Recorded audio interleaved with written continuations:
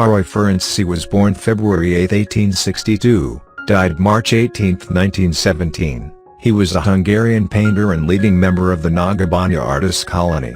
He was among several artists who went to Munich for study in the late 19th century, where he attended free classes by the Hungarian painter, Simon Hollosy. Upon his return to Hungary, Ferenczy helped found the artists' colony in 1896, and became one of its major figures. Ferenczy is considered the father of Hungarian Impressionism and Post-Impressionism and the founder of modern Hungarian painting. He has been collected by the Hungarian National Gallery, which holds 51 of his paintings, as well as other major and regional institutions, including the Ferenczy Károly Museum, founded in his birthplace of Szentendre, and private collectors.